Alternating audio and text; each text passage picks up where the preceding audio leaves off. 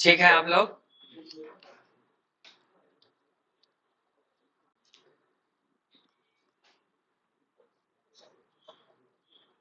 अभी मेंस का मौसम है और गर्मी का मौसम है। दोनों ही मौसम एक समान होते हैं, क्योंकि सफलता में संपूर्ण योगदान जो होता है वो मेंस का होता है।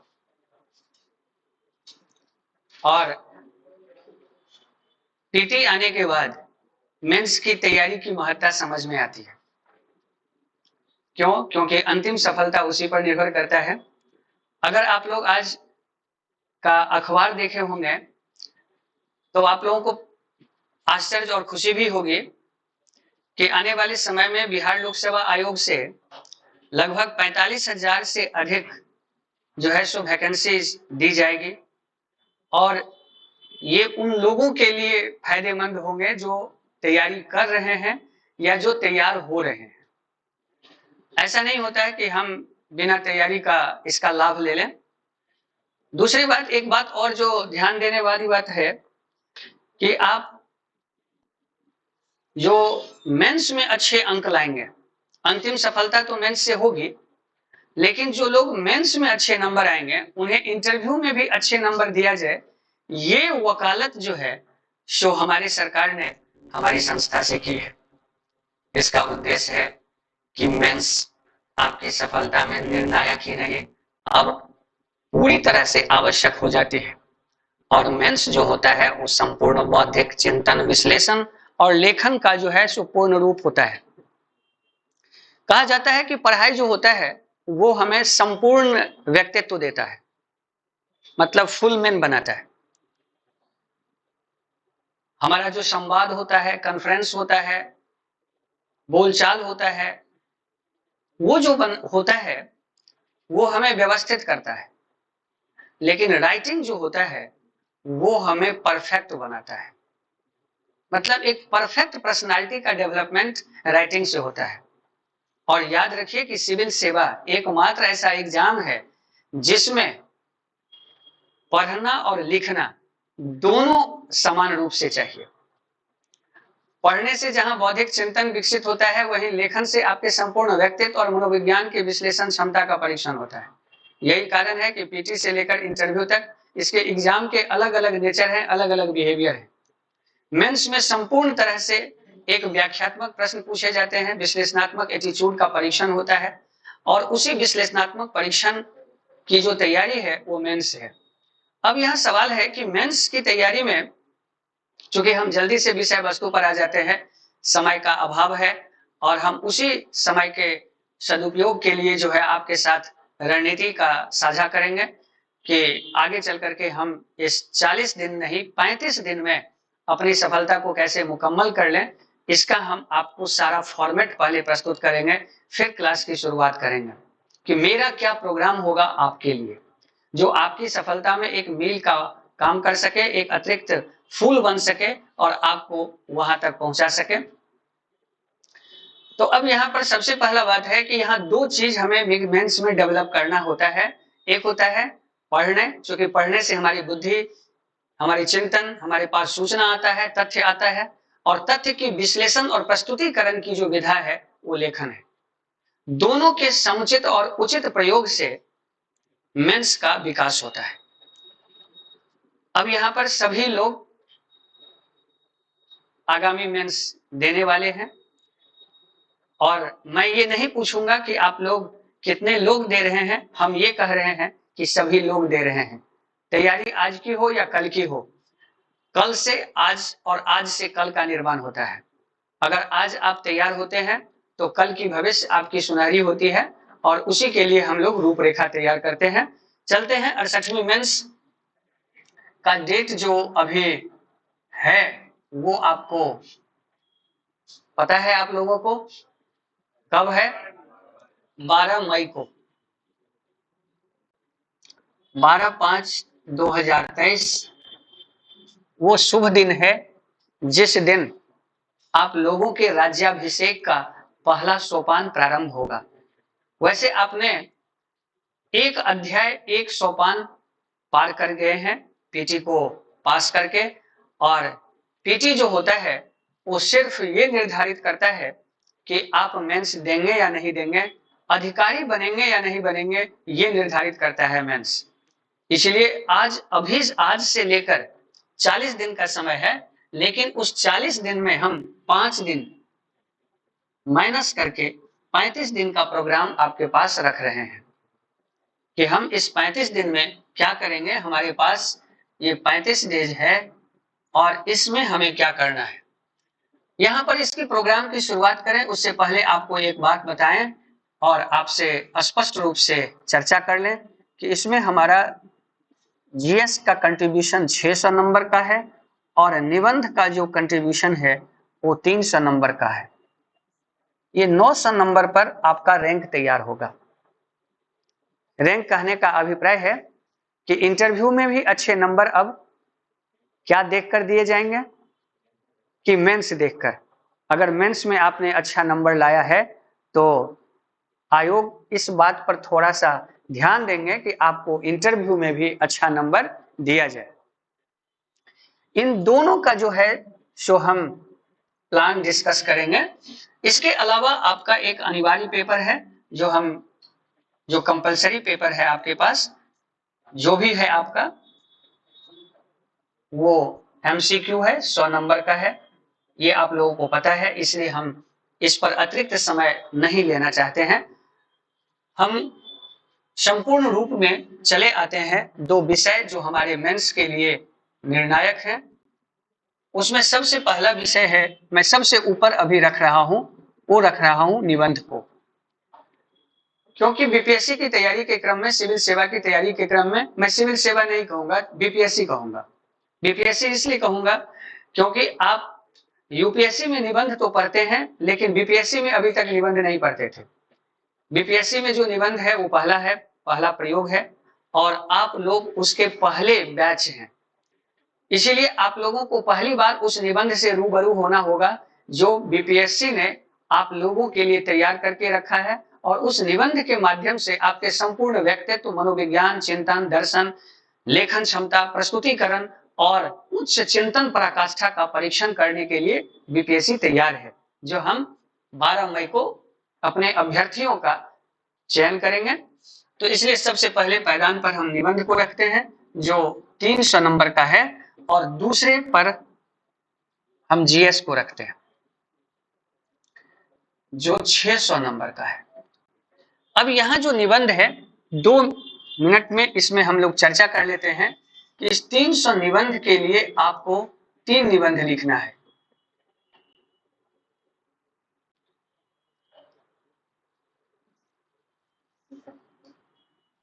ये प्रत्येक सेक्शन में एक एक निबंध आपको लिखना होगा और प्रत्येक निबंध का जो भारांश है वो आपको 100 नंबर का है।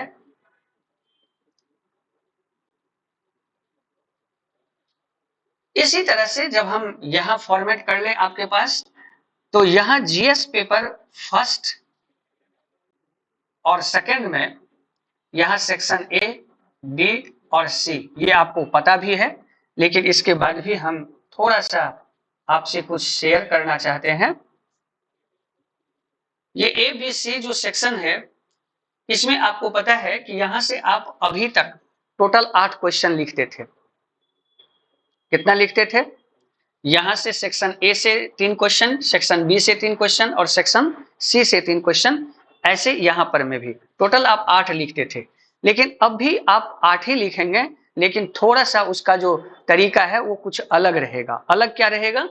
तो जैसे कि सेक्शन ए में जो पहला क्वेश्चन है वो शॉर्ट नोट्स है जो आपको लिखना ही लिखना है।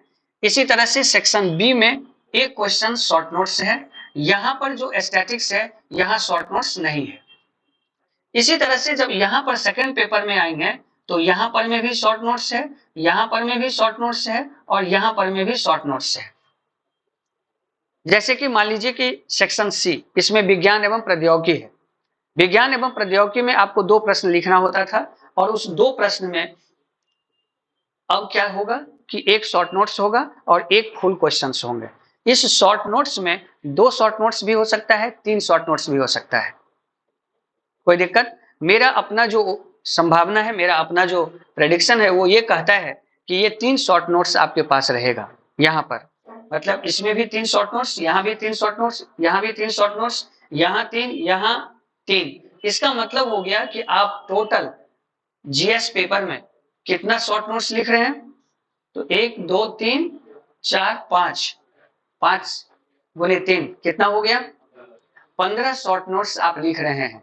इस अर्थात 8 क्वेश्चन, क्वेश्चन तो 8 ही है, लेकिन इस 8 क्वेश्चन में जो आपके पास टोटल 5 क्वेश्चन हो गया, वो क्या हो गया?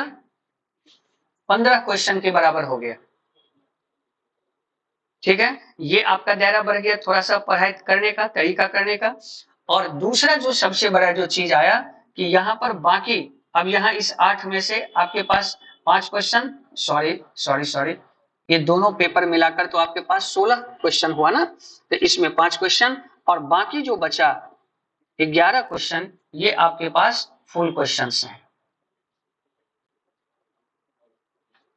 ठीक है, तो इस अब यहां पर आइए, अब आप कहेंगे कि इसमें पढ़ाई का नेचर क्या बदलेगा?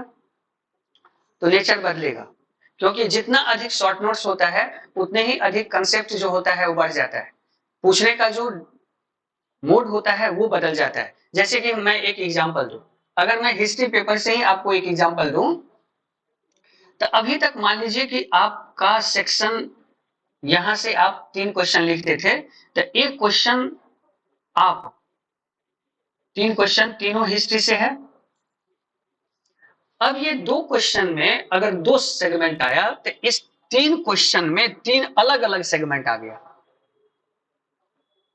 उसमें हो सकता है कि एक क्वेश्चन कल्चर से आ जाए, एक क्वेश्चन जो है आपको नेशनल मूवमेंट से आ जाए, एक पर्सनालिटी से आ जाए। जबकि अगर पुराने परंपरा के हिसाब से देखा जाए तो तीनों क्वेश्चन 3 विषय के रूप में पहले पूछ लिया जाता था। अब एक क्वेश्चन का दायरा बड़ा हो गया, सब्जेक्ट बड़ा हो गया, इसलिए अब पढ़ने का जो डायमेंशन हो गया आपका, वो क्या हो गया? बड़ा हो गया। मतलब आप उतने ही समय में मैक्सिमम लिख रहे हैं, बहुत ज्यादा लिख रहे हैं, और इस तरह की तैयारी के लिए थोड़ी सी रणनीति की आवश्यकता होती है, और उस तरह से हम लोग यहाँ चलते हैं। अब यहाँ आ जाए कि जब हम लोग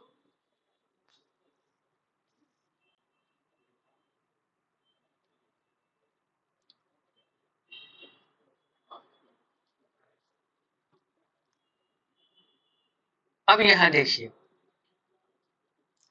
अगर हम निबंध को फॉर्मेट करें,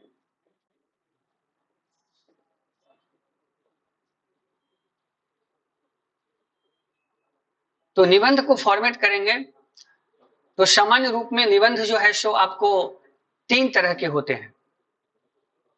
मतलब हम बीपीएससी के एग्जाम के अकॉर्डिंग निबंध को यहाँ 3 रूप में बांट रहे हैं।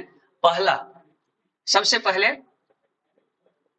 हम एक सेक्शन ले लेते हैं जो कंप्लीट बिहार का बनाते हैं। दूसरा,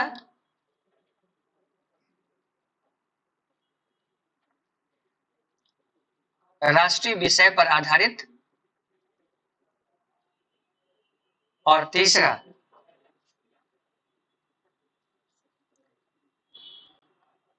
दार्शनिक या अमूर्त या भाव आधारित निबंध।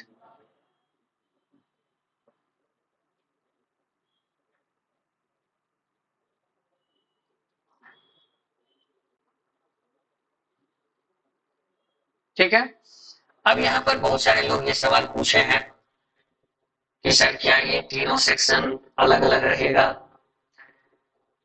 तो इसमें सबसे अधिक जो परेशान करने वाला निबंध होगा, वैसे निबंध जो होता है, संपूर्ण रूप में आप एक चीज जान जाइए कि निबंध कोई विषय नहीं होता, लेकिन संपूर्ण विषय का निचोड़ होता है। या आप दूसरे शब्दों में कहें तो ये चिंतन की पराकाष्ठा होती है। और चिंतन की पराकाष्ठा ही नहीं होती, ये डाइवर्स सब्जेक्ट होता है। मतलब एक निबंध में कई तरह की चीजों को समेट करके लिखने की कला इसमें आती है। इसलिए निबंध को केवल और केवल हम ये मान करके नहीं पढ़ेंगे कि ये कुछ भी नहीं है। जैसे आज से पहले, अब निबंध चूंकि बहुत कम समय में मुझे पढ़ाना है, बताना है, तो बहुत कम समय में जब चीजों को बताना होता है तो केवल और केवल जो उसके मूल बातें होती है, एडवांस बातें होती है, उस पर चर्चा करना होता है। लेकिन इसके बावजूद भी जनरली जो हम लोग निबंध अपने जीवन में शुरुआत करते हैं, वो सबसे पहला निबंध हम लोग गाय पर लिखते हैं, होली पर लिखते हैं। लेकिन इस तरह का निबंध हम यहाँ नहीं लिखते। यहाँ जो निबंध होता है वो संपूर्ण रूप में उसको बौद्धिक निबंध कहते हैं, इंटेलेक्चुअल लेख कहते हैं, इंटेलेक्चुअल एस्से कहते हैं। अब यहाँ पर निबंध जो होता है क्या किसी विषय से जुड़ा होता है? तो निबंध का कोई विषय नहीं होता, ये विषय का उन्मुक्त चिंतन होता है और इसीलिए इसमें विषय का दायरा बहुत बड़ा होता है और कुछ भी इससे लिया जा सकता है, जिसमें आपके व्यवहारिक दृष्टिकोण का परीक्षण होता है। चले, तो इस तरह से अगर देखा जाए तो अब यह सवाल है कि विषय तो यहाँ 3 है, तो क्या बीपीएससी केवल और केवल दार्शनिक या अमूर्त निबंध ही पूछेंगे जैसे यूपीएससी पूछते हैं? तो नहीं, ऐसा नहीं पूछेगा। ये मेरा अपना अनुमान है कि केवल और केवल दार्शनिक निबंध नहीं पूछेंगे जैसे कि यूपीएससी पूछते हैं। यूपीएससी संपूर्ण रूप में दार्शनिक निबंध पूछता है। दूसरा अब यहाँ पर है कि राष्ट्रीय विषय पर आधारित निबंध है और बिहार से जुड़ा हुआ निबंध है।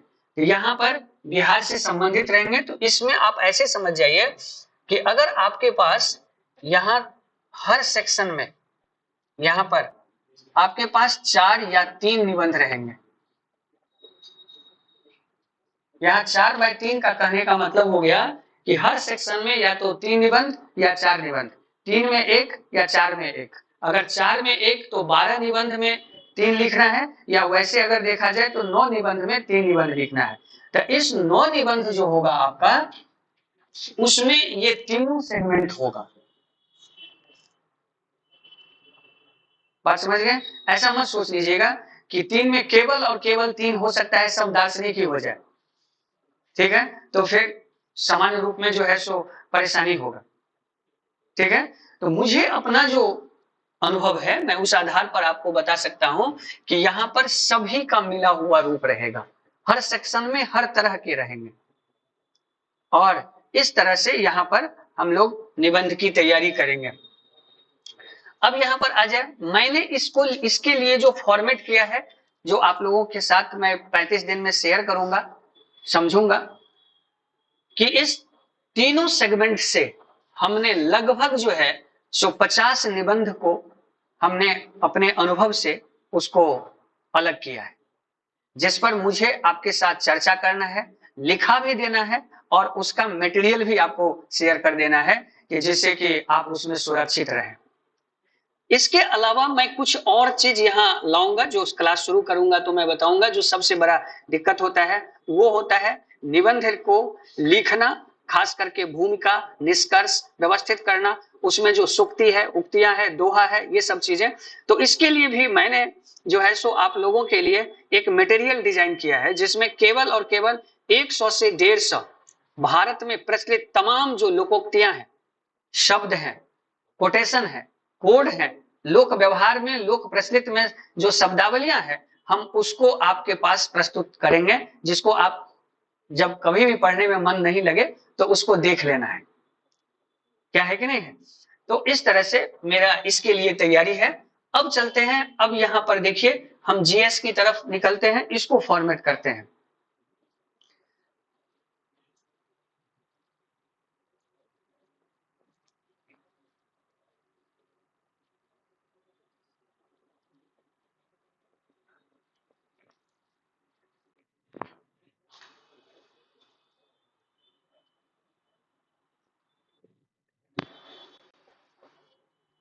तो जीएस में हमारे पास हम यहाँ पर एक मतलब इंटीग्रेटेड जो है सो कोर्स स्टार्ट किए हैं, क्रैश कोर्स, चूंकि क्रैश कोर्स का मेरा एक अपना लंबा अनुभव रहा है, तो मैंने क्या किया है कि आपके लिए paper first paper second design नहीं किया है, मैंने पेपर फर्स्ट और पेपर सेकंड सबको एक साथ मिला दिया है।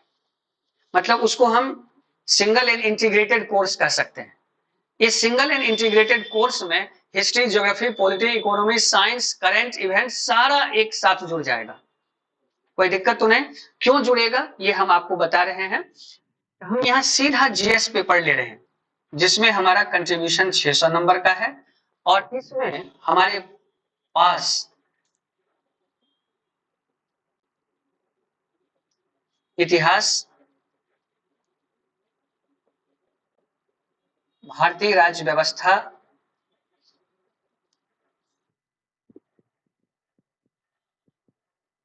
इंडियन इकोनॉमी, इंडियन ज्योग्राफी,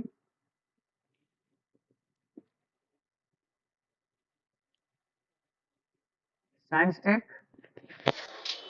और करंट समसामयिकी।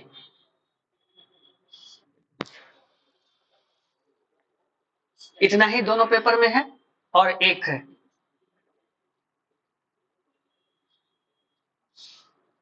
स्टैटिक्स। यही है। अब अगर मैं पेपर फर्स्ट पेपर सेकंड के रूप में इसे बांटूं तो यह हिस्ट्री, करंट और स्टैटिक्स ये हो गया पेपर फर्स्ट और बाकी हो गया पेपर सेकंड। मैं ये नहीं समझाना बता रहा हूं इसलिए कि मैं ये समझ रहा हूं कि सारे लोग आप लोग जान रहे हैं, निश्चित जान रहे होंगे, इसमें कहीं कोई दुआ नहीं है। चूंकि आप मेंस देने जा रहे हैं तो आपको ये बात पता होगा, इसलिए मैं अब यहां पर अगर एक बात गौर किया जाए कि मेरे पास समय है 35 डेज, इतने में हमें इसको भी तैयार करना है, इसको भी तैयार करना है, दोनों तैयार करना है। और दोनों जब तैयार करना है तो अगर मैं निबंध का सेगमेंट अगर बना देख लूं तो तीन, वहां 3 सेक्शन उसमें भी है तो मेरे पास 3 सेक्शन आ गया। तो इस तरह से यहां पर 2, 2, 4, 2, 6 मैं स्टैटिक्स को थोड़ा सा अगर बाहर भी कर दूं तो मेरे पास 7 पेपर यहां पर है और 3 पेपर यहां पर है, 3 सेगमेंट यहां पर है। ठीक है, तो टोटल सेगमेंट की संख्या हमारे पास कितना हो गया? 10। ठीक है, 10 सेगमेंट गुने, अब सोचिए 35। ठीक है ना, 35 को 10 से भागा दे दीजिए तो हाँ, मतलब आपके पास कितना हो गया समय? 3.5 क्या? 3.5। मैं डरा नहीं रहा हूं, मैं हकीकत से अवगत करा रहा हूं। अगर हम यथार्थ में अपनी स्थितियों का मूल्यांकन नहीं करते हैं तो कई बार हम धोखे में रह जाते हैं। कोई दिक्कत तो नहीं। तो यहां पर 2 चीजें क्लियर हो गई कि हमारे पास जो समय है प्रत्येक सेगमेंट के लिए कम से कम कितना दिन है? 3 दिन। मतलब आप अगर इंडियन पॉलिटी पढ़ेंगे तो 3 दिन, हिस्ट्री पढ़ेंगे तो 3 दिन, बिहार पढ़ेंगे तो 3 दिन। क्या है कि नहीं है? अब सवाल होगा कि क्या इस 3 दिन में हम विषय को पढ़ लेंगे? इससे भी आपके मन में निराशा आता होगा। कोई दिक्कत तो नहीं? क्या है कि नहीं है? किन किन लोगों के मन में ऐसा आता है कि पीटी तो आया है, मेंस क्या होगा? थोड़ा हमें बताएं, हम शेयर करना चाहते हैं, आपकी समस्या को दूर करना चाहते हैं। इसलिए मैं जानना चाहता हूं कि आप समय को लेकर हताश तो नहीं होते हैं, जबकि हताश वाला तो समय है ही। पीटी आने के बावजूद भी लोग ये बात कह रहे हैं कि 69वीं का ही तैयारी करेंगे, बहुत सारे लोग। तो मेरा यह मानना है कि 35 दिन में हम बहुत कुछ तो नहीं सीख सकते, नहीं पढ़ सकते, लेकिन हम सब कुछ जान जरूर सकते हैं। ऐसा होगा। और मैं आपको विश्वास दिलाना चाहूंगा कि अगर आपने थोड़ा बहुत कुछ जाना है, पढ़ा है, समझ रहे हैं तो हम एक दिन में एक विषय आपको पढ़ा देंगे। इस पर हमारी दक्षता है और ये आप रहेंगे तो अनुभव करेंगे। मैं एक दिन में कोई भी विषय जो आप कहेंगे हम उठाएंगे, उसके रिलेटेड जितने भी प्रश्न बनेंगे वो सारे प्रश्न डिजाइन करके हम उस प्रश्न पर चर्चा कर लेंगे। अगर मान लीजिए कि इन सभी को मैं मिला करके, जैसे कि मैंने पिछले बार में लास्ट में किया था, लोगों ने कहा मैंने कर दिया, तो मैंने उस पिछले बार में 100 क्वेश्चन को डिजाइन किया था। क्योंकि उस बार भी समय कम था, तो मैंने लास्ट में 100 क्वेश्चन डिजाइन किया था और उस 100 क्वेश्चन में से सभी क्वेश्चन लगभग आ गए थे। जबकि सारे कोर्स पढ़ाने के बाद, तो अगर मान लीजिए कि मैं यहां पर इन सारे विषय को मिला करके अगर 100 ही क्वेश्चन यहां डिजाइन कर दूं, 50 क्वेश्चन अगर निबंध डिजाइन कर दूं, 150 क्वेश्चन सेगमेंट को अगर हम तैयार करके जाएं, तो मुझे तो नहीं लगता है कि आप असहज रहेंगे। और ये हो सकता है। हाँ, कोई एक विषय सेगमेंट अगर पढ़ना चाहेंगे आप, तो वो नहीं पढ़ पाएंगे, इसमें कोई दो राय नहीं है। क्योंकि अकेले एक हिस्ट्री में लोग कम से कम 7 साल पढ़ते हैं तब पीएचडी करते हैं, तो उसको 3 दिन में कैसे पढ़ा जाएगा? तो ये 3 दिन में उसके मूल चीजों को जानने का सामर्थ्य केवल एक ही तैयारी करने वाले लोगों में होता है, वो होता है सिविल सेवा का। जो काम कोई नहीं करता है वो अधिकारी करता है। क्योंकि आप समाज के क्या होते हैं? समाधान होते हैं, समस्या नहीं होते हैं। समाज जब हताश होता है, परेशान होता है, किसी भी तरह की मुसीबत में होता है, तो वो एक ही व्यक्ति से आशा करता है, वो होता है अपनी सरकार। आज यूक्रेन में फंसे हुए तमाम लोगों की उम्मीद थी भारत सरकार, और सरकार में आप उसके भी पार्ट होते हैं। ऐसा मत सोचिए कि सरकार में केवल चुने गए जो प्रतिनिधि होते हैं वही होते हैं। आप अस्थायी कार्यपालिका के अंग होते हैं, इसीलिए उनके नीतियों व्यवस्थाओं के क्रियान्वयन का जवाबदेही आपके ऊपर होता है, और यही कारण है कि सारी जनता आपसे उम्मीद लगाई रखती है। क्या है कि नहीं है? आप समस्या है या समाधान है? आप समाधान है। तो जब समाधान है तो इसका मतलब है कि अगर समस्या आ गई तो हम 3 दिन में भी तैयार हो सकते हैं। आपको यह समझना होगा कि हम 3 दिन में तैयार होंगे। मान लीजिए अगर भारत सरकार पर अभी इमरजेंसी इंपोज हो जाए या कहीं युद्ध डिक्लेयर हो जाए, तो क्या हमारा एयरफोर्स, हमारी आर्मी यह कहेंगे कि हमको 4 दिन का समय दीजिए तैयार होने के लिए? आपको जानकर आश्चर्य होगा कि दुनिया में सबसे तेज गति से युद्ध करने के लिए तैयार होने वाला एयरफोर्स भारतीय एयरफोर्स है, भारतीय अधिकारी है।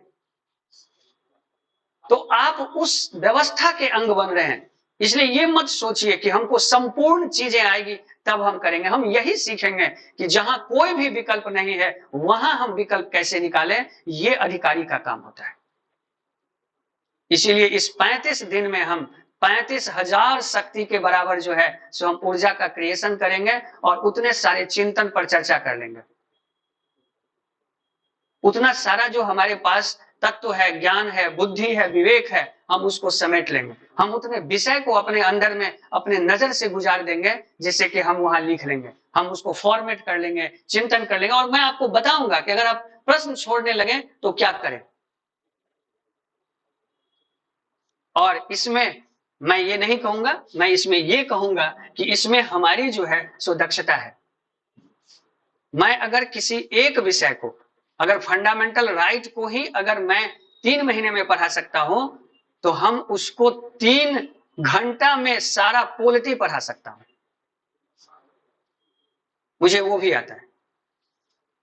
एक दिन अगर कोई बैठे तो मैं पूरे पॉलिटी पढ़ा सकता हूं, हिस्ट्री पढ़ा सकता हूं, ज्योग्राफी पढ़ा सकता हूं, साइंस टेक पढ़ा सकता हूं। मतलब एग्जाम देने के लिए, विद्वान होने के लिए नहीं। और विद्वान हो भी नहीं सकते। मैं पहली बात कहता हूं कि मैं विद्वान नहीं बना सकता, मैं ब्यूरोक्रेट बनाता हूं। और ब्यूरोक्रेट कैसे बनता है ये मुझे पता है, उसकी टेक्नोलॉजीज मुझे आती है, और मैं टेक्निकल के हूं, तो मैं इस टेक्निक को जानता हूं कि कैसे जो है कम समय में हम अपने महत्तम क्षमता का उपयोग करें, ये हम जानते हैं। कोई दिक्कत तो नहीं। तो विषय का फॉर्मेट मेरे पास आ गया कि मेरे पास टोटल पढ़ने के लिए कितना सेगमेंट बना लिए हम लोग? 10। इस 35 दिन में हम लोग कितना सेगमेंट पढ़ डालेंगे?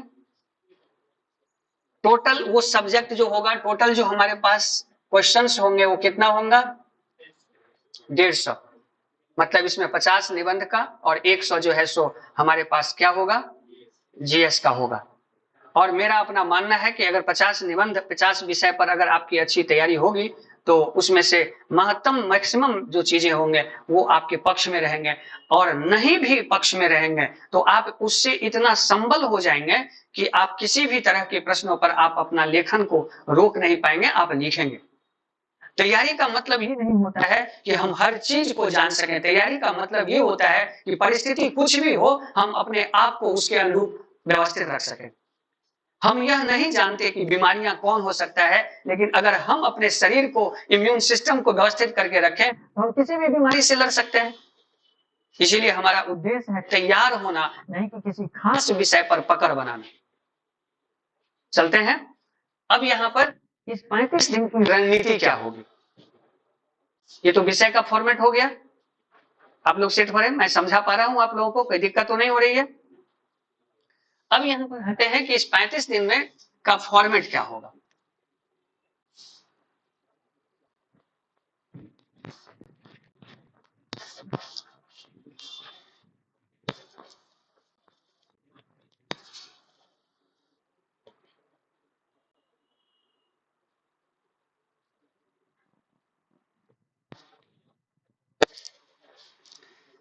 अब जिसको हम लोग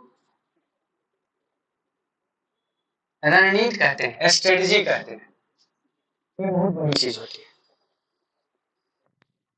सफलता में यह नहीं देखा जाता है कि संसाधन किनके पास कितना है, यह देखा जाता है कि वो उनका उपयोग कैसे करते हैं और उनको व्यवस्थित कैसे करते हैं। इसलिए रणनीति बहुत आवश्यक है।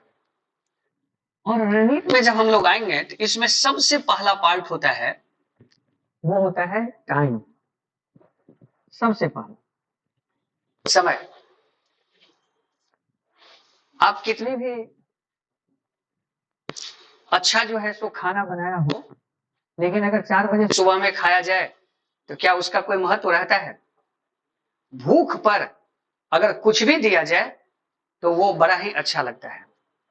इसका अर्थ हो गया कि समय के बाद और समय से पहले हर चीज बेकार होते हैं। समय के बाद अगर हम कितना भी तैयारी कर लेंगे तो अच्छा नहीं होगा, और समय से पहले भी कुछ चीजें नहीं होती है। इसलिए प्रत्येक समय का एक निश्चित आयाम से गुजरना होता है। जैसे मैं ये कहूं कि मैं इतना करूंगा, कि इसके लिए मुझे भी और आपको दोनों को समय देना होगा।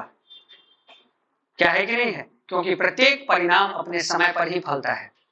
तो यहां पर सबसे पहला जो चीज है वो है हमारा समय। हमारे पास जो है सो टोटल 35 दिन है। टोटल कितना दिन है? 35 दिन। इस 35 दिन में हम आपको प्रत्येक दिन 5 घंटे का क्लास देंगे। कोई दिक्कत तो नहीं, जिसमें निबंध और जीएस दोनों इंक्लूड रहेगा। कोई दिक्कत? तो इस 5 से इसको गुना कर दीजिए। टोटल कितना घंटा हुआ हमारे पास? कितना घंटा? आप लोग स्टैटिस्टिक्स भी देंगे। वैसे सामान्यतः सिविल सेवा की तैयारी लोग इसीलिए करते हैं कि जिन लोगों का मैथ कमजोर होता है। कितना निकला? 100 क्या लीजिए, 175 घंटा हो गया। ये हम आपको देंगे, और इस 175 घंटे में हम ये 10 सेगमेंट खत्म करेंगे। कोई दिक्कत तो नहीं? अब आइए, अब आप क्या करेंगे? आप भी तो कुछ कदम करेंगे, क्योंकि 5 कदम पर बीपीएससी है। 5 कदम पर, इसमें 3 कदम आपको नहीं, 3 कदम मैं चलूंगा, लेकिन 2 कदम आपको चलना होगा। ठीक है? कहेंगे सर 3 कदम आप कैसे चलेंगे? तो ये 5 घंटे का क्लास, पहला कदम। दूसरा कदम, आपके लिए रिलेवेंट टॉपिक का चयन और कलेक्शन, दूसरा कदम। और तीसरा कदम, उससे मल्टी डायमेंशनल अप्रोच पर उस पर चर्चा, ये तीसरा कदम। कोई दिक्कत तो नहीं? तो हम चलेंगे कितना कदम इस 5 इसको 5 घंटा को 5 कदम बना लीजिए आप, कोई दिक्कत तो नहीं। इसमें 3 कदम किसका है? मेरा, मतलब श्रेयास का,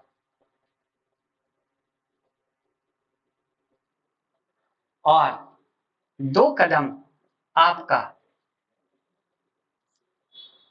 और आप क्या है? क्या है आप? तो आप अधिकारी हैं, एसडीसी हैं, सीनियर डिप्टी कलेक्टर। तो आप क्या है? समाधान या समस्या? बिल्कुल। तो 3 कदम में मैं क्या क्या करूंगा ये तो आपको समझ में आया। अब 2 कदम में आप क्या करेंगे? तो आप 2 कदम में 2 ही काम करेंगे, ये मेरे साथ करेंगे। 3 कदम मुझे चलने दीजिए, 2 कदम आप चलिए। 2 कदम आप क्या करेंगे? तो उसमें पहला आप केवल जो है सुलेखन करेंगे, कोई दिक्कत? और तीसरा रिवाइज करेंगे, पुनरावृत्ति करेंगे। बस यही 2 काम आप करेंगे। कम पढ़ें ये अच्छा है, लेकिन रिवाइज अधिक करें, ठीक है ना। सफलता नहीं हो तो आप हमें जो कहेंगे हम यही रहते हैं, सांच में आंच की कोई गुंजाइश नहीं होता है। मैं जो भी आज तक कहा है एकदम ठोक कर कहते हैं, क्योंकि मेरा उस पर अनुभव है। काम क्या है, मैं होमवर्क करता हूं उस पर। आप कम पढ़ें वो चलेगा, लेकिन अगर रिवाइज नहीं करें तो नहीं चलेगा। आता हुआ प्रश्न आप वहां कंफ्यूज करेंगे, चाहे वो मेंस हो या पीटी हो। कम पढ़ना बहुत अच्छा है, लेकिन पुनरावृत्ति नहीं करना ये सबसे बुरी बात है। तो आप 2 कदम करेंगे। पहला क्या काम करेंगे आप? तो पहला आपको लेखन करना है, लिखना है। तो अगर मान लीजिए कि 5 घंटा हम यहाँ पर आपके लिए काम कर रहे हैं, तो आप इस 5 घंटा में कम से कम 2 घंटा प्रतिदिन आप क्या करिए? लिखिए। इसको आप जितना कर सकें ये आपका फायदा होगा, लेकिन कम से कम 2 घंटा, ठीक है। ये 2 घंटा क्या सब? तो इस 2 घंटा में आप 1 घंटा पर डे एक निबंध लिखिए, और 1 घंटा प्रतिदिन आप उसमें 3 से 4 जीएस का प्रश्न लिखिए। कोई दिक्कत तो नहीं। तो ये 2 घंटा आप लिखिए। इसमें कम से कम आप 1 घंटा दृश्यावलोकन करिए। कुल मिलाकर के 5 + 3 = 8 घंटा। मैं बहुत ज्यादा नहीं कह रहा हूं, कितना कह रहा हूं? 8 घंटा। क्या आप नहीं पढ़ सकते मेरे लिए? कहेंगे सर ये बात क्यों कह रहे हैं मेरे लिए? तो अभी आप ये सोचिए कि मैं सर के लिए पढ़ रहा हूं, रिजल्ट आप अपने लिए लीजिए। कोई दिक्कत तो नहीं। ये 8 घंटा आपको मेहनत करना है मेरे साथ, और इसमें आप जितना करें वो आपका डिविडेंड होगा। आप उसको 10 कर लें, 12 कर लें, 14 कर लें, और याद रखिए अभी हम जितना अधिक पढ़ेंगे हमारे ऊपर कोई प्रभाव नहीं पड़ेगा। अगर हम कम भी सोएंगे तो कोई बुरा असर नहीं होगा, क्योंकि अभी हम लोगों का वो उम्र नहीं हो गया कि जहां पर ज्यादा सोने की जरूरत है। अगर हमारे प्रधानमंत्री 4 घंटे 5 घंटे सो करके संपूर्ण देश के लिए 18 से 20 घंटा अगर रणनीति बना सकते हैं, तो हम आप तो युवा है, क्या है कि नहीं है? कर सकते हैं कि नहीं कर सकते हैं? और वो आपका स्वप्न है। क्या सिविल सेवा की तैयारी, आप जो तैयारी कर रहे हैं, आप जो अभी मेंस लिखेंगे, ये स्वप्न आपकी है या नहीं है? अभी आपकी पीटी आई हुई है, सोचिए आपके अंदर में कितना ऊर्जा होगा, लेकिन घबराहट भी होती होगी। क्यों?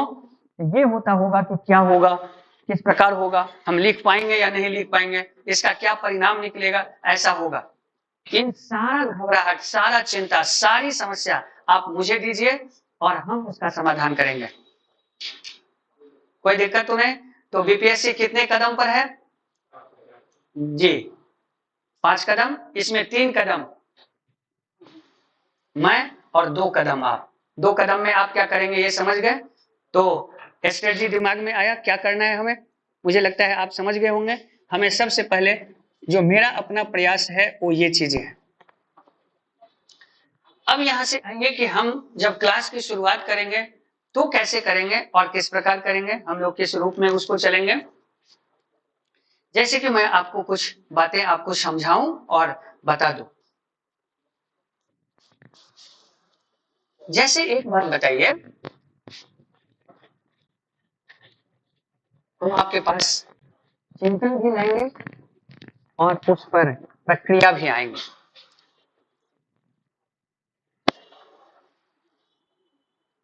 तो रणनीति का पहला पार्ट हम लोगों ने डिस्कस किया जिसका नाम है टाइम, समय।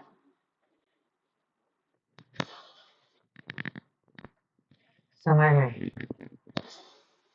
5 घंटा प्लस 3 घंटा का हमारा प्रयास रहेगा जो चलेगा। अब समय के बाद जब हम लोग आगे बढ़ेंगे तो दूसरा होता है संसाधन, मतलब रिसोर्स, कि हम इस समय में पढ़ेंगे क्या। कोई दिक्कत तो नहीं? तो इस समय में आप क्या पढ़ेंगे जरा सोचिए तो, खुद ही बताइए, क्योंकि आप लोग दे रहे हैं इसलिए मैं पूछ रहा हूं, क्या पढ़ेंगे आप लोग। अगर मान लीजिए कि इस समय में कोई हम एक किताब उठाकर पढ़ना शुरू करें तो क्या हम पढ़ पाएंगे? हम नहीं पढ़ पाएंगे। तो मेंस की जो तैयारी होती है उसका एक विशेषता है, मेंस जो है ये चयनात्मक और गहनात्मक,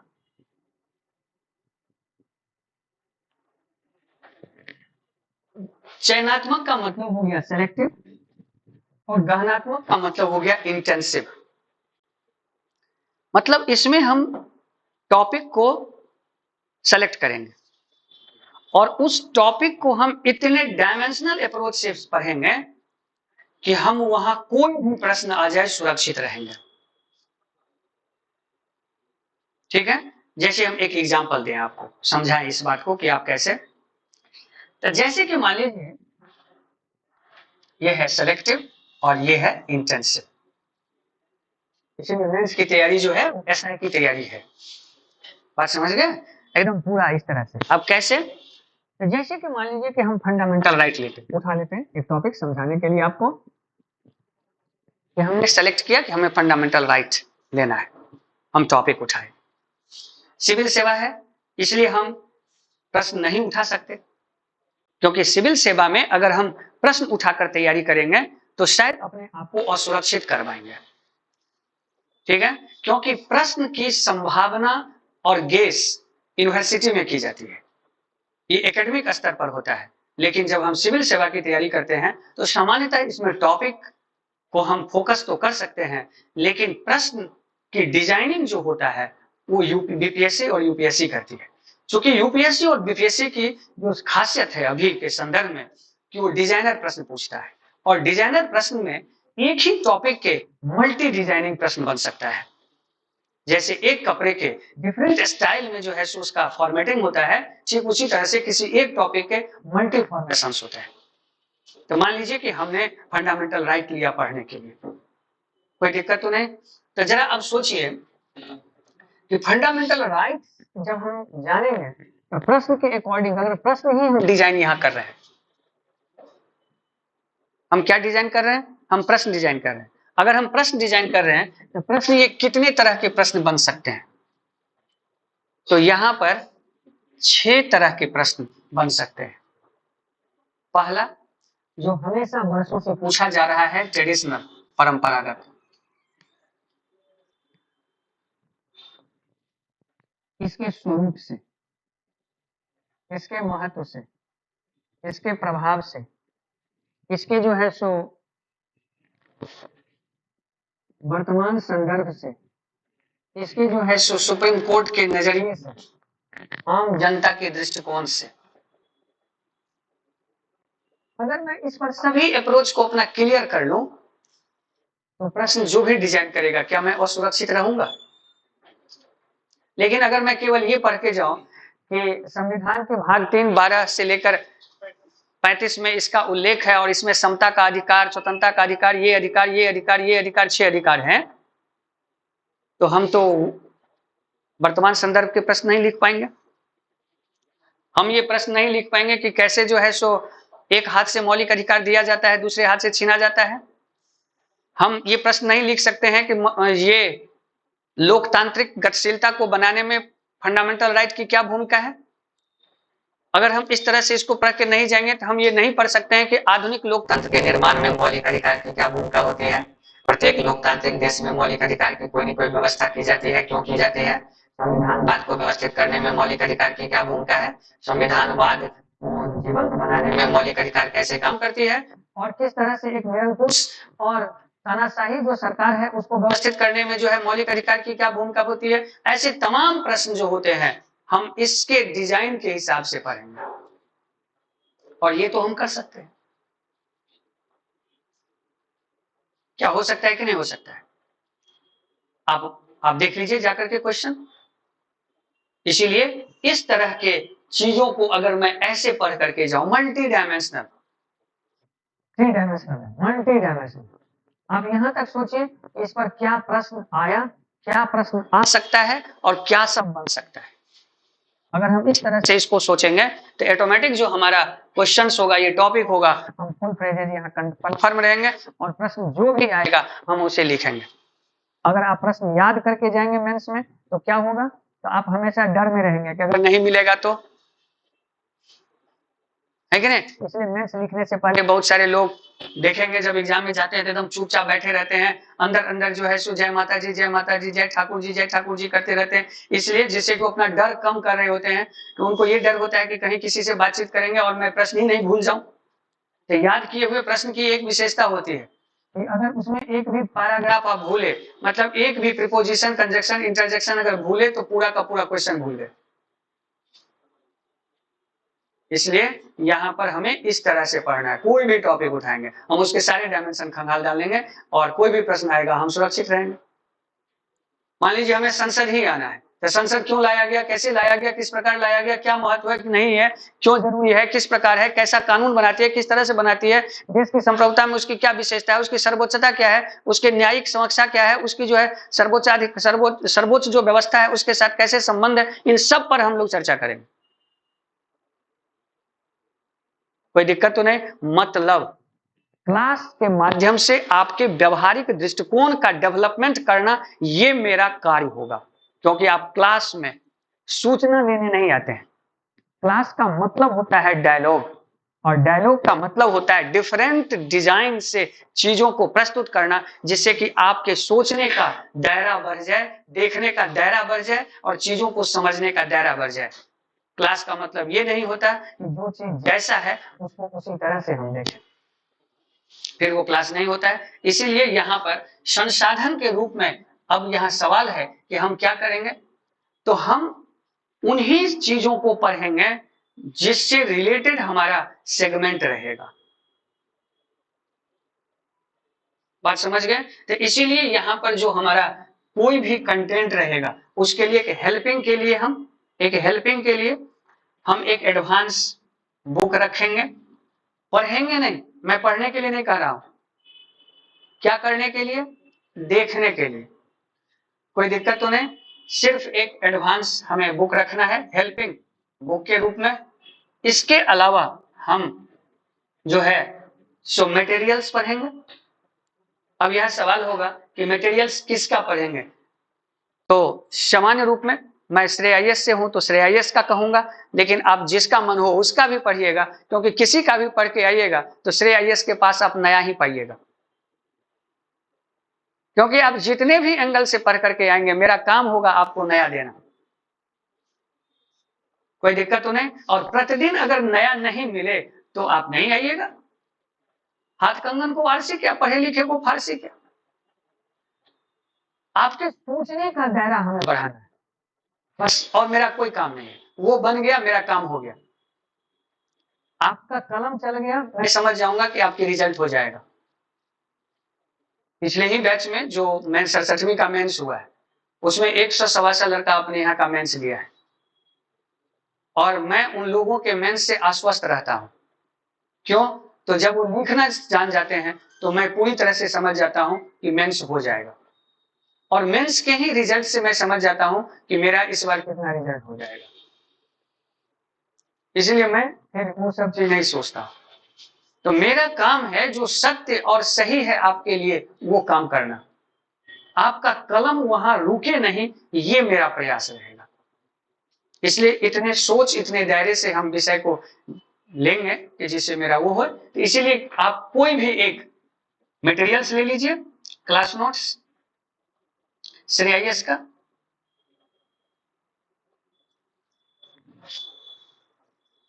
कोई दिक्कत। इसके अलावा कोई भी चीज जो आप स्वतंत्र रूप से लें, जो अच्छा लगे। इसके अलावा क्या करिए, तो कोई एक अच्छी मैगजीन पढ़िए आप।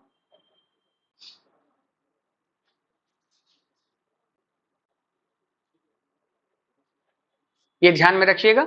और इसमें अभी तो नहीं संभव होगा, लेकिन फिर भी अगर योजना और कुरुक्षेत्र को आप व्यवस्थित रूप से अगर करेंगे तो अच्छा होगा, लेकिन उतना समय है नहीं, तो पढ़ना आपको नहीं है। ऐसा करते हैं, पढ़ते हम हैं, सफलता आप लीजिएगा, क्योंकि अनुभव वही ना काम करता है ना। मान लीजिए मैंने आपको क्या कहा कि दो ही तरह से होते हैं ज्ञान का, जो है सो तीन आधार होता है। एक जो चिंतन से आ जाए, जो अपने आप आपका आएगा। एक होता है जो अनुभव से आता है।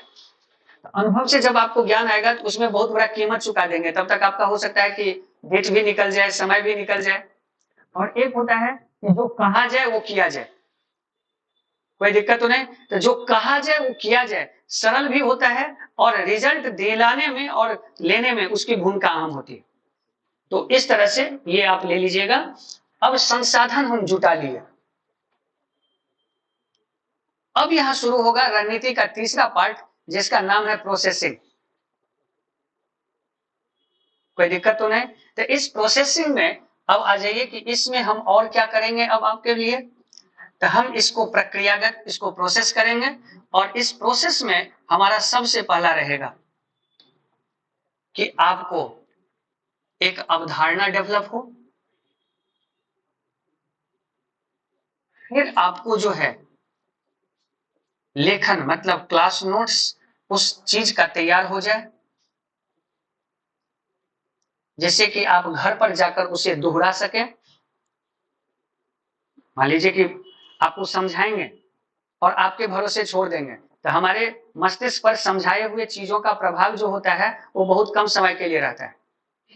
हो सकता है कि बात दिमाग में रहे, लेकिन किस व्यवस्था में वो बात कही गई है, किस रूप में कही गई है, क्यों कहा गया है, ये हो सकता है आप वहां जाकर के भूल जाए। अब मान लीजिए हो सकता है कि उस दिन शाम तक याद भी रहे, लेकिन सुबह जाते जाते वो कहीं गायब हो जाए।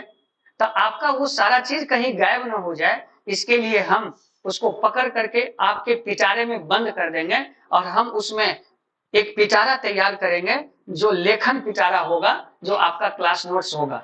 मतलब ये बौद्ध साहित्य की तीनों पीटक होगा, जिसमें सिद्धांत, दर्शन, नियम, अनुनियम सारा बंद होगा और हमारा पीटक होगा, जिसका नाम होगा श्रेय आईएएस पीटक।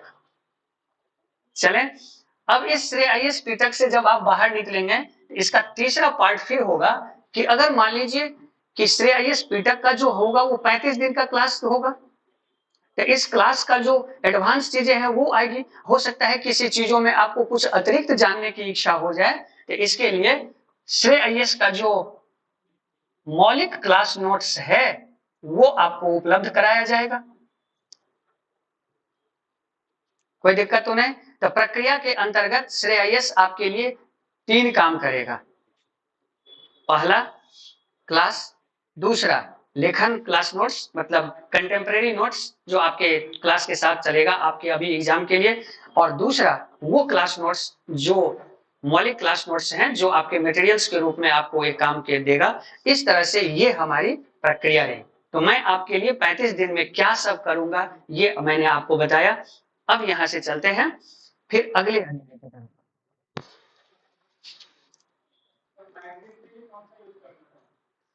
मैगजीन के लिए आपकी इच्छा जो भी हो, वैसे आपका मन अगर ऐसा हो तो आप क्रॉनिकल ले लें, अच्छी मैगजीन है क्रॉनिकल।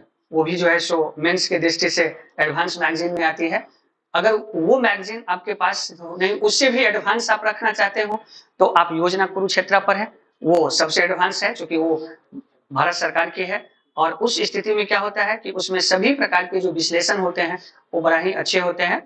हाँ, उसी विश्लेषण को जो है सो थोड़ा सा सरल शब्दों में प्रश्न के अकॉर्डिंग बनाने का जो काम करता है वो आपको क्रॉनिकल करते हैं। और दूसरा जो मान लीजिए कि दृष्टि की मैगजीन है, आप उसको भी पढ़ सकते हैं। इसके अलावा जो है सो आप अपना चिंतन या सामान्य जो पेपर है उसको कंट्रीब्यूट कर सकते हैं। कोई एक मैगजीन आप लगातार पढ़ेंगे तभी फायदा होता है। आप ये एक बात जान जाइए, कल हमने एक बात कही कि नाच न आंगन तो नाच न आवे तो आंगन टेढ़ा। इसका मतलब होता है कि कौशल नहीं रहता है तो हम लोग व्यवस्था को दोष देते हैं। व्यक्ति जो होता है समाज में दो तरह का होता है, एक व्यक्ति सत्य होता है और एक वस्तु सत्य होता है। जो व्यक्ति सत्य व्यक्ति होता है वो हमेशा ही अपने गलती को अपने स्वयं में स्वीकार करता है, और जो वस्तु सत्य होता है वो हमेशा गलती को व्यवस्था में देखता है। जो दोष व्यवस्था में देखता है वो हमेशा ही व्यवस्था से लड़ता है, उलझता है, और वो अपनी कमी दूर नहीं करता है। और जो लोग कमी अपने आप में देखता है उस कमी को दूर करके वो इतिहास रचता है। जितने भी महापुरुष हुए वो सार्वजनिक जीवन में बड़ा ही सलीके के साथ अपनी गलती को स्वीकार कर लिए, और यही कारण था कि उनके उन्नति, प्रोन्नति और श्रेष्ठ बनने का वो सबसे कारण है। श्रेष्ठता का आधार होता है अपने कमियों को स्वीकार करना, क्योंकि आपको ये समझना होगा कि सृष्टि का प्रत्येक चीज इम्परफेक्ट है, परफेक्ट कोई नहीं है।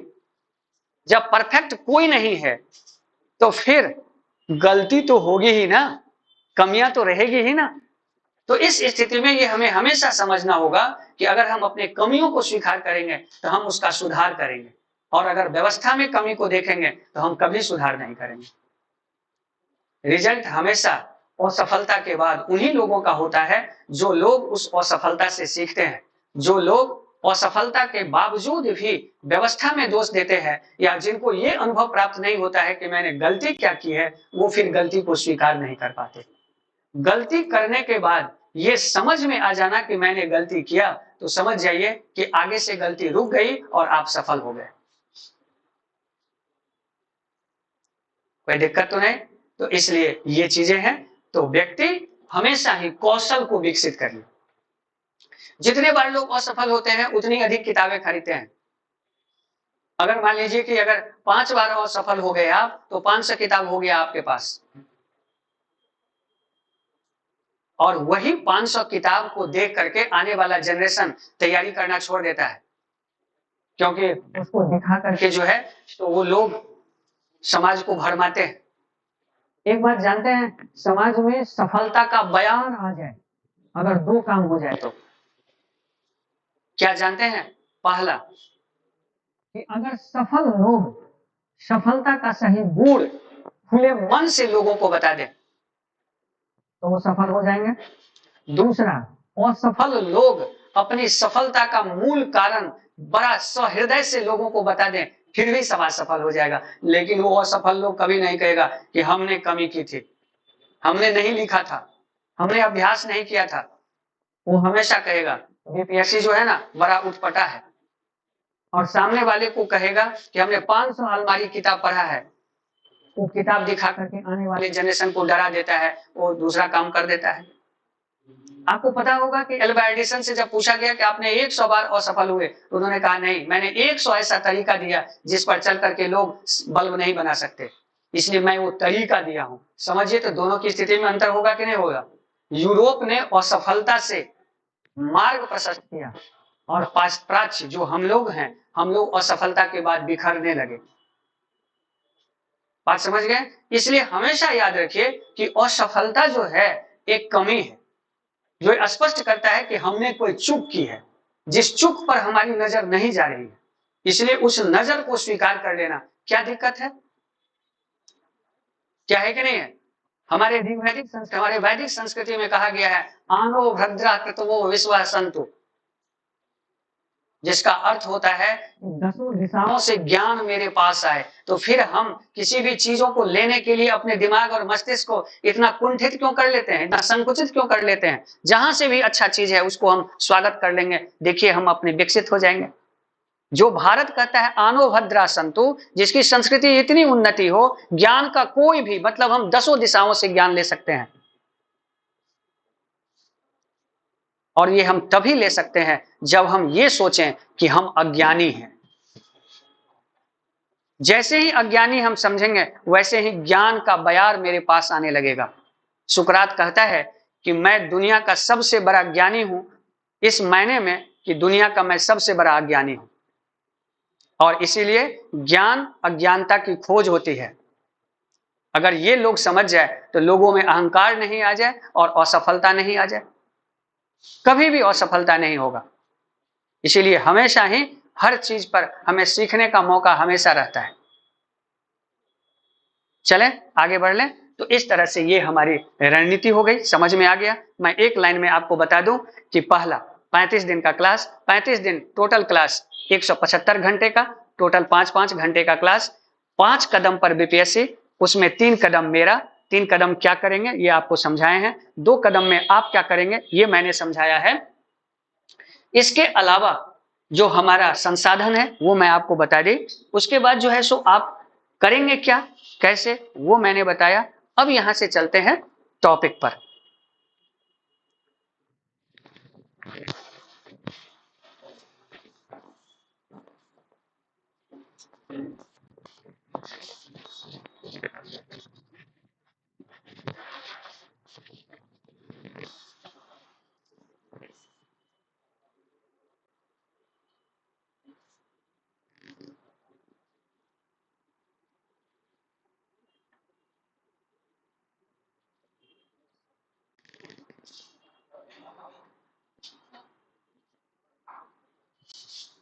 सब्जेक्टिव स्ट्रेटजी, ये जो सब्जेक्टिव स्ट्रेटजी है इसमें जब हम लोग आएंगे तो यहाँ टोटल हमारे 900 नंबर का ये रणनीति है, और इस रणनीति में हमारा पहला जो प्रयास रहेगा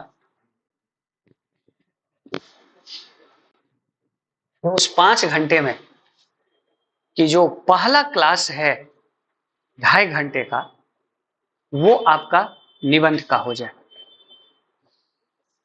कोई दिक्कत तो नहीं, बीच में ब्रेक, ब्रेक के बाद फिर 2.5 घंटे का सेशन, टोटल 5 घंटे का सेशन, और इस 5 घंटे में महत्तम चीजों की जो है सो हम लोग तैयारी करेंगे और उसको जानेंगे।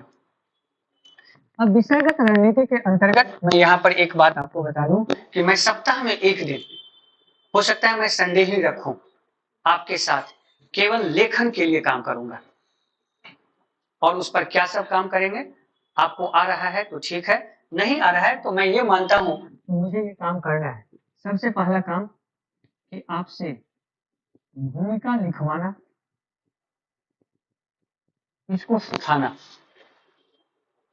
प्रश्न कोई भी हो, विषय कोई भी हो, आपके पास भूमिका बनाने आ जाए।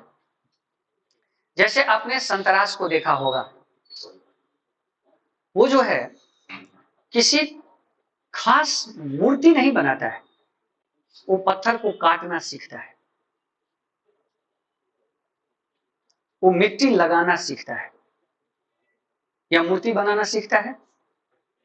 तो लिखना चाहे जीएस का हो या निबंध का हो या ऑप्शनल पेपर का हो, हम अलग अलग लेखन का अभ्यास नहीं करते।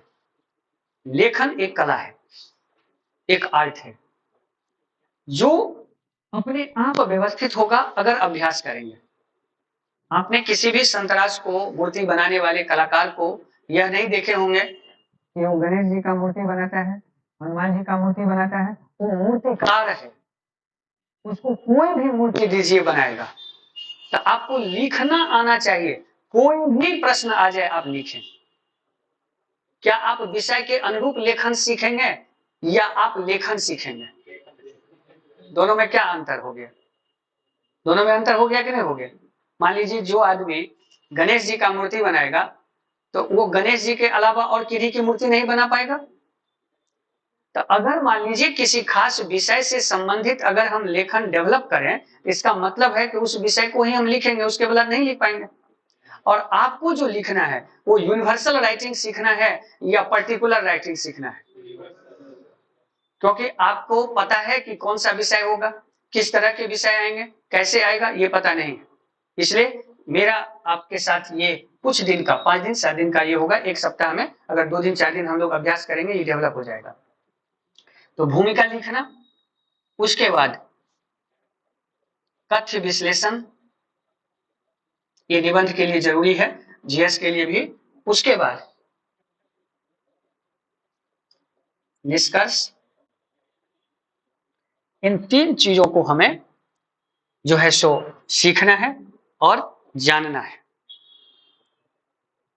ठीक है, अब यहां से शुरुआत अब हम लोग करेंगे सब्जेक्ट को। चलें, अब जब सब्जेक्ट में हम लोग आएंगे तो सबसे पहला चीज हम देख लेंगे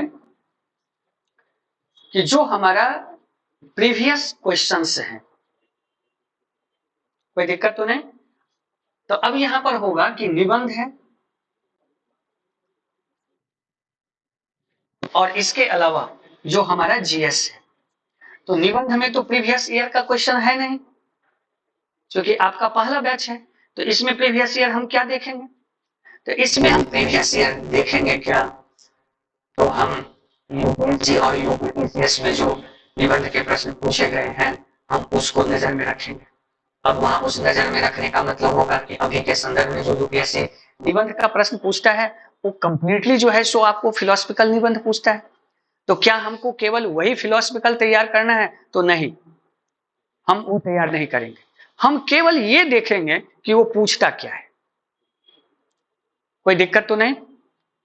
तो इसीलिए हम उसको देख लेंगे और दूसरा जो जीएस वाला है वो हमें देखना है। अब यहां पर प्रश्न पत्र हम क्यों देखेंगे, पहला सवाल ये होगा कि हम प्रश्न पत्र क्यों देखेंगे। तो प्रश्न पत्र देखने के पीछे जो हमारा मूल मकसद होगा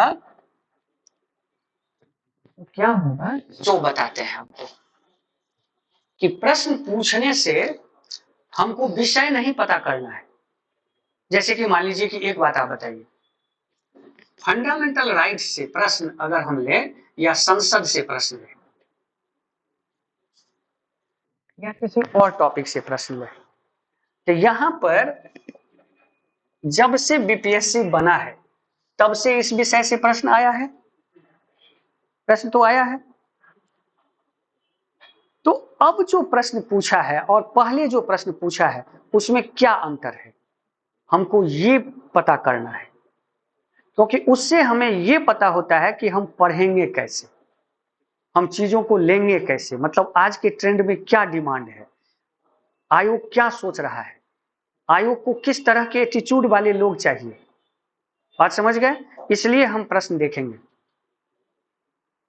आप देखेंगे कि संसद से ही लगातार 2 साल बराबर प्रश्न पूछा है, लेकिन इसके बावजूद भी लिखने का तरीका उसमें दोनों में अलग अलग है। तो आपको ये समझना होगा कि इस प्रश्न में संसद तो है ही, तो इसमें पढ़ने के क्रम में हमें क्या बदलना चाहिए। ठीक है ना। तो इसलिए प्रश्न पत्र यहां पढ़ने से हमें क्या होता है, तो हमें एक चिंतन आती है कि हमें पढ़ना कैसा है। दूसरा, जो एक व्यवहारिक सोच है उसको डेवलप करना है, हमें विषय की व्यवहारिकता को सीखना है।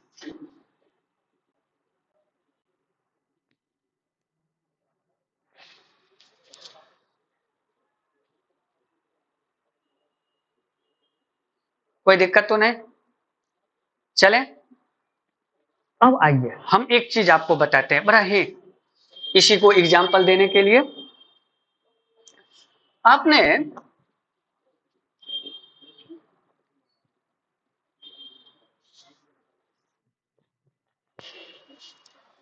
हम गांधी जी को क्यों याद करें,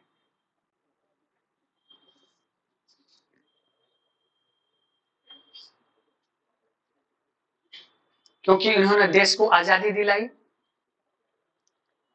सामान्य रूप में पहला प्रश्न यही आएगा।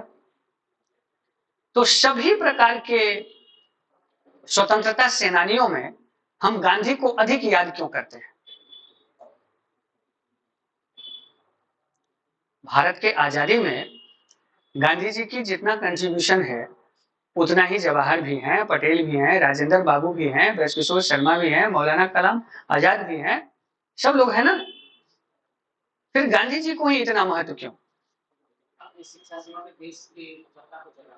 ठीक, तो गांधी जी ने केवल और केवल भारत को आजाद कराने की रणनीति पर काम नहीं किए, उन नव भारत के नव निर्माण की बुनियाद पर काम किया। बात समझ गए? वो आजादी केवल राजनीतिक आजादी नहीं चाहते थे, वो एक मनोवैज्ञानिक आजादी चाहते थे, जिसमें लोग धार्मिक कुरीतियां, छुआछूत व्यवस्था सबसे मुक्त हो जाए। इसलिए गांधी को हम याद उनके चिंतन से करते हैं, उनके मौलिक फिलॉसफी से करते हैं, जो भारत के चिंतन का आधार है। अब यहां आइए, चूंकि वो देश काल परिस्थिति बदलेगा लेकिन उसका महत्व कभी नहीं बदलेगा। कैसे? तो आ जाइए, गांधी के चिंतन में सबसे बड़ा चिंतन क्या है, जो सारे लोग जानते हैं, आपको भी पता है, वो जल्दी जल्दी बताइए हमें। आप कुछ हमें देंगे तब ना, मान लीजिए आगे चलेगा। अच्छा एक बात बताइए, दुनिया में कोई ऐसा बैंक है जो लगे हाथ आपके धन को 2 गुना कर दे, आपके इन्वेस्टमेंट को 2 गुना कर दे? नहीं, वो बैंक केवल एक ही है, वो है श्रेयस और दुर्गेश कुमार। जहां आप एक फैक्ट हमें देंगे और उसको हम तुरंत डबल ट्रिपल करके आपको दे देंगे। कैसे? तो जरा आप लोग नहीं दे रहे, हम खुद ही ले रहे हैं। गांधी के चैतन्य में सबसे पहले अगर हम लोग लेते हैं तो वो होता है सर्वोदय।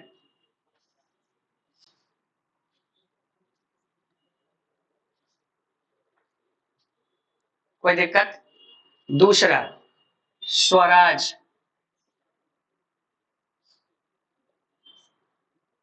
और स्वदेशी।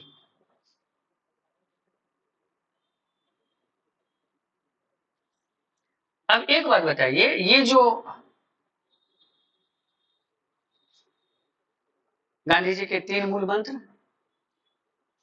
चले, ये तो अपने समय में दिए दिए, ठीक है, क्या आज सिग्निफिकेंट नहीं है?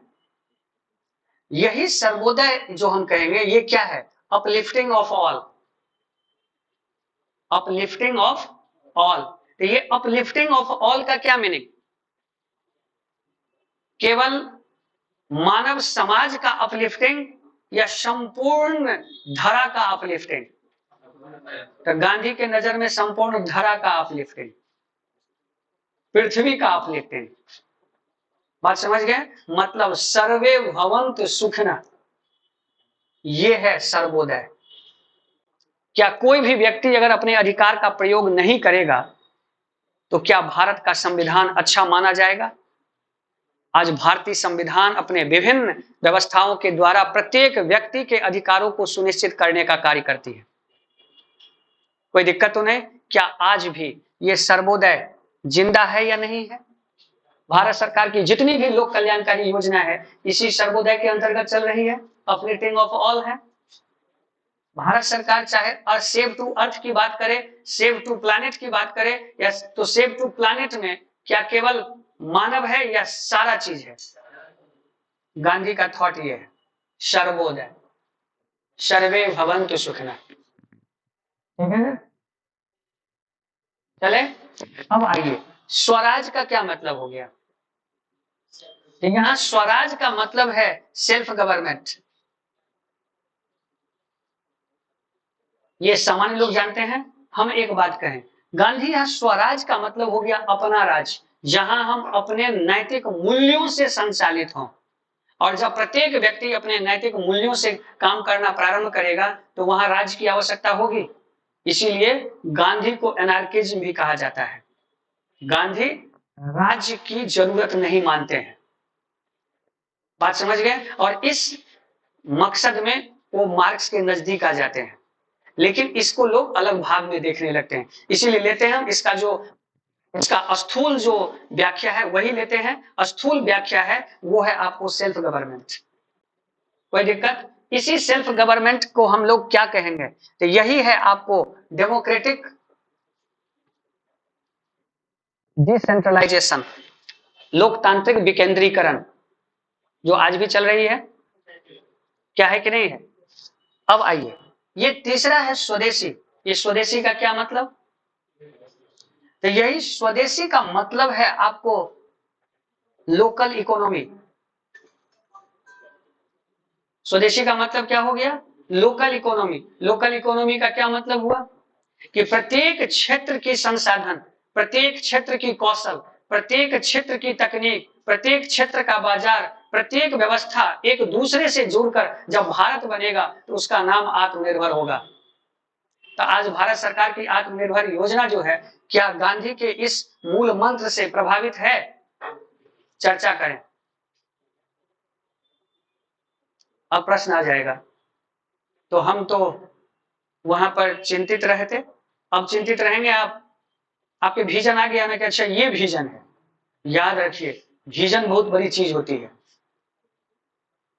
अगर आदमी को केवल ये बता दिया जाए कि आप यहां से मत जाइए, ऐसे जाइए, तो दुनिया रास्ता तय कर देती है। मैगलन पूरे संसार के लिए इसलिए नहीं जाना जाता है कि वो पूरे पृथ्वी का चक्कर लगा लिया, वो इसलिए जाना जाता है कि अंधकार के युग में मानवीय प्रकाश के लिए एक रास्ता खोज दिया, जिस पर इंसान ने आगे चल करके एक नई दुनिया बना दी। कोई दिक्कत तो नहीं। और यही जो चीजें हैं, ये विजन है।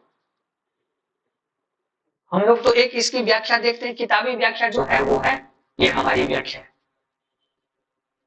क्या आत्मनिर्भर भारत यही चीज है। आज सरकार कहती है 3D मतलब Swaraj, local, vocal for local, क्या है ये, यही है कि नहीं है। और नीति आयोग का मूल सिद्धांत अंत्योदय, सबका उदय। सबका उदय का मतलब केवल मानव का नहीं, और यही है आर्टिकल 21। अब हम आपको इससे ये भी प्रूफ कर दें, आर्टिकल 21 करता है केवल क्या जीने की स्वतंत्रता देता है मानव को, नहीं, जीवन के साथ साथ जुड़े हुए सारे सर्कमस्टांसेस को। तो यहाँ सर्वोदय का मतलब है सेव टू लाइफ, और लाइफ को जब सेव करेंगे तो क्या केवल मानव की लाइफ को सेव करेंगे, या मानव के लाइफ को प्रभावित करने वाले पूरे इकोसिस्टम को सेव करेंगे। मान लीजिए हम कहेंगे कि आप जिए लेकिन गंदा पानी पिए, क्या जीवन होगा। क्या सांस लेना और छोड़ना यही जीवन है, यही आर्टिकल 21 है। नहीं, आर्टिकल 21 कहता है प्रेस्टिजियस लाइफ, और प्रेस्टिजियस लाइफ ही है सर्वोदय। कोई दिक्कत तो नहीं। आपके पास ज्ञान है, कर्ण जो है उतना ज्ञान रहते हुए क्या वो प्रेस्टिजियस लाइफ जिया। जिस किस जहां भी प्रतिभा को अपने को आजमाने जाता था, वहां उसको पूछ दिया जाता था कि तुम कौन हो, और वो मर्माहत हो जाता था। उसके प्रतिभा पर उसकी जाति, उसकी गोत्र, उसका वंश जो है भारी पड़ गया। क्या हम आज ऐसी समाज की कल्पना करते हैं, नहीं। इसीलिए आर्टिकल 16 के माध्यम से उसे अपॉर्चुनिटी देते हैं कि वो अपनी प्रतिभा को प्रूफ कर सके, और without any discrimination on the basis of caste, religion, sex and places, हम उसको जो अधिकार देते हैं। यही है संविधान, और यही है सर्वोदय। कोई दिक्कत तो नहीं। तो इसीलिए पढ़ने के क्रम में ये नजरिया हमें बदलना होगा। कोई दिक्कत तो नहीं। किताब पढ़ने आएंगे तो मेरे पास कम पाएंगे, और अगर सीखने और लेने आएंगे तो आप सर्वस्व पाएंगे। कोई दिक्कत तो नहीं। तो इसीलिए इस 35 दिन का उद्देश्य होगा कि मैं इन सारी चीजों पर काम करें। समझ गए गांधी को ही नजर से। एक जरा सोचिए आप, आज तक आपको पूछता जा रहा है कि भारत के राष्ट्रीय आंदोलन में गांधी की क्या भूमिका है। आप वहां जाएं और वो प्रश्न नहीं पूछ करके पूछ दिया जाए कि भारतीय राष्ट्रीय आंदोलन में गांधी नहीं होते तो राष्ट्रीय आंदोलन का स्वरूप क्या होता। आपने कभी सोचा कि गांधी ने लोगों से चरखा क्यों कटवाया। अगर देश की आजादी चाहिए तो चरखा का क्या जरूरत था, तलवार की जरूरत था। लेकिन राष्ट्रीय आंदोलन जो होता है वो स्वाभिमान और आत्मनिर्भरता पर निर्भर करती है। और व्यक्ति की स्वाभिमान तब जगती है जब वो आत्मनिर्भर होता है, और आत्मनिर्भरता तब आती है जब व्यक्ति हाथ उठाता है और हाथ उठाने के लिए चरखा चलाता है। इसीलिए सेल्फ इकोनॉमी को डेवलप करने के लिए गांधी ने कहा चरखा चलाओ, जिससे लोगों के अंदर में सेल्फ और लोकल इकोनॉमी डेवलप हुआ, और वही सेल्फ और लोकल इकोनॉमी जो है सो आगे चल करके ब्रिटिश सरकार के सामने में एक दीवार खड़ा हो गई।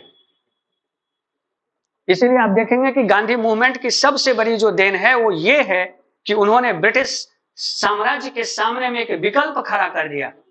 आज तक जो भी आंदोलन हो रहा था वहां पर हम अंग्रेजी सरकार का भली बहिष्कार करते थे, लेकिन हमारे सामने में विकल्प नहीं होता था। आंदोलन के बाद फिर उसी के पास जाते थे।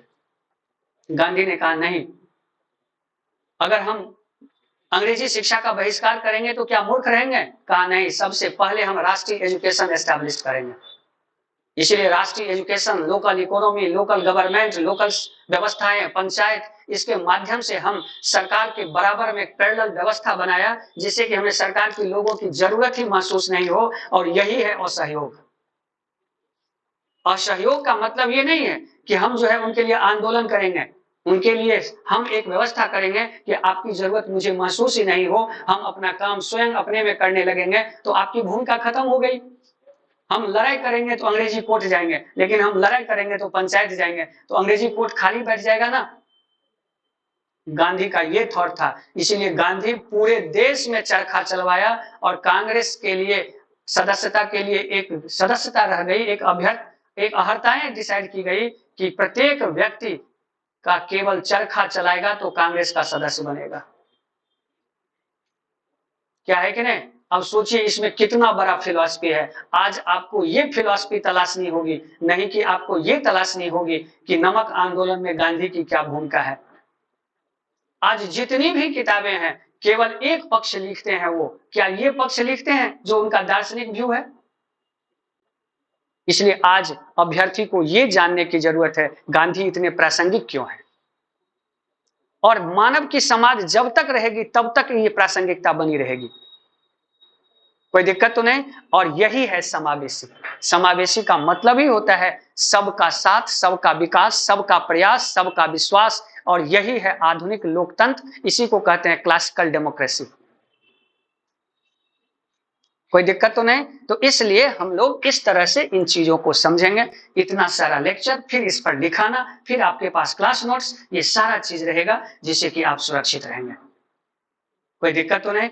तो ये सारा चीजें हैं, और कल से जो है सो हम इस अध्याय की शुरुआत कर रहे हैं, और क्लास का जो टाइम होगा वो 3:30 बजे से लेकर 8:30 बजे तक रहेगा। कोई दिक्कत तो नहीं। 5 घंटा समय आप दीजिए मात्र। कितना दिन? 35 दिन। ये 35 दिन आप मुझे दीजिए, सफलता हम आपको देते हैं। कोई दिक्कत तो नहीं। गांधी जी बोले थे कि तुम मुझे खून दो, मैं तुम्हें आजादी देता हूं। मैं कहता हूं समय आप दीजिए, सफलता मैं देता हूं। कोई दिक्कत तो नहीं ना। तो चलें, इसी के साथ फिर हम लोग कल मिलते हैं 3:30 बजे। All the best. कोई सवाल किन्हीं के मन में, कोई विचार? जी पूछा जाए।